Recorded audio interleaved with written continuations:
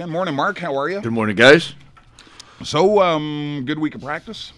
Yeah, very competitive, very intense. A lot of battle drills and a lot of game situations. All right. So, recap the first weekend. Got off to a pretty good start and a little disappointed with Saturday, or? No, I'd say disappointed with both games. Really? Yeah, I wasn't happy with the. We weren't happy as a coaching staff with the Friday night game either, and tried to rectify a couple of things. We just weren't ready at all on Saturday, and you got to give them credit. They jumped out and they played okay, but they played hard for 60 minutes, and we kind of let the foot off the gas pedal, so as to say, come second period, and they took over. Yeah. But even on Friday night, same thing. I mean, the effort wasn't there. The gold miners' effort that I think people have come to see the last 3 years or so just wasn't there. Was that the biggest concern? Yeah. Okay. Yeah. I think what happens, with being in other places in years past, whatnot, some players think they know what competing is, but there's an extra level to it here, and they have to learn quickly. Is that more or less coming from different leagues and a bit of an adjustment period different programs, get caught up to speed? Yeah, exactly. Yeah. Yes. So I think so. Yeah. So it was more the effort than anything. It wasn't. You didn't feel you were overmatched. It just didn't. No, didn't get the effort that you thought. I think we have the team to compete every single night. I don't think we have a team that should lose 6-1. I'm not saying that we should win every game, but we're not a team that should be losing 6-1 either. Yeah. It was a matter of competing and the guys understanding that the high standards that we have set here in years past, and they're the ones that have to come up to it rather than us going down to theirs. Yeah, true enough. So what'd you work on this week? Like I said, a lot of compete drills, a lot of one-on-ones, a lot of two-on-two battles. And we also did a lot of game situations. For example, back checking into our D zone and then get into our D zone coverage. Just a transition. We noticed that there are a lot of players that can do. If we do drill just a D zone coverage, they can do it.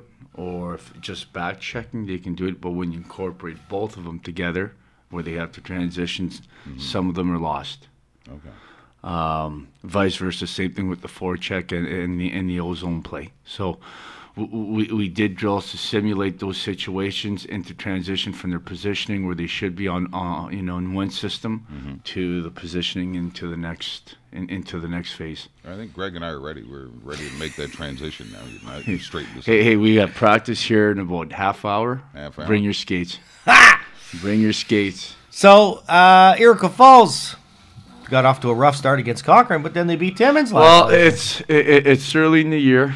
Again, I've maintained how the last couple of years the league has been extremely good at recruiting, and it's gotten way better. And on any given night, a team can beat somebody else. You got to come to play. And look at the scores the last couple of weekends here. Yeah. There's no one that can honestly tell me who the contenders are and who the pretenders are right now. I mean, the scores. It's going to take a while before it all sort of settles and shakes out. But Exactly. I think there's probably about 8 teams in the league right now to figure, hey, we can win this thing. Exactly. So you set up your lines, you set up your defensive pairings, and you lose. You win the first one, you're not happy. Then the second one, you lose 6-1. Do you change things around, or you just keep going for now? Good you know what question. I mean, like line combinations. Good question. Pairings? I always change things around as we go along. We'll keep it as for now. See how we come out of the gates on Friday. But if I notice there's just no energy again, or we're just not winning one-on-one battles, then it's very simple. The guys that can give us reliable minutes and minutes where they make it tough on the opponent, they're the ones getting it. I mean, at one point you have to think about the entire team and not just the one individual or two individuals. Yeah. The guys that are ready have to play. And like I said, if there's any indication right now, that this is important. It's right now with everybody knocking off one another. So you got to come ready, and we'll see. We'll dictate lines after that.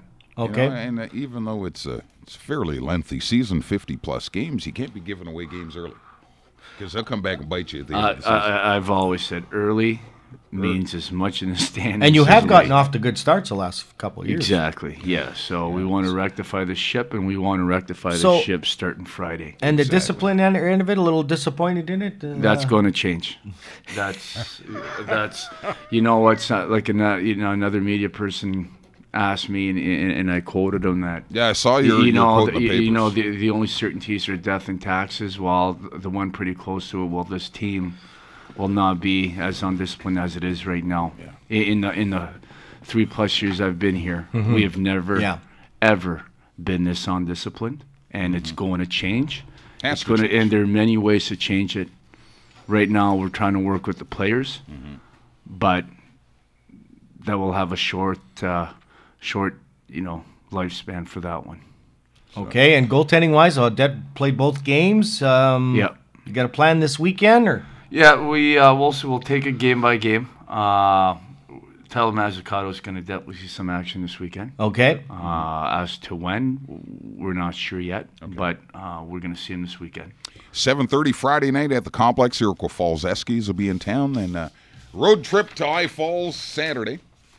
7:30 at the Just Jordan Arena. Great old barn in Iroquois Falls. Yeah, great junior barn. Totally agree with you. Yes, indeed. And always a lot of Kirkland Lakers make the road trip. Yeah. Especially this time of year. There was a team here. Before the roads get bad in the winter time. That's right. It's a good opportunity. Before there was a team here, a handful of 87s used to play Iroquois Falls, so they always used to got people from Kirkland Lake. Yeah. So you guys are on the ice in a little while? Yep, in a few minutes here. So got to take the headphones off, head to the rink, and get ready. Yeah, and improve your personality a little bit on your way, too. No, you're a little grumpy. That's not happening. You're a little grumpy. Hey, this 7:30 thing, I told you, just like last week, the 7:30 thing is so different. You'll get used to it. Oh, boy. You don't. You're doing it for 20 years. No, you don't. Coach Marc Lafleur joining us as he will do every Thursday at 7:30, whether he likes it or not, for the rest of the hockey season. So Iroquois Falls tomorrow night here at the complex, then back in I Falls on Saturday night for a home-and-home series. 7:43, weather details coming up in a couple of moments. Shining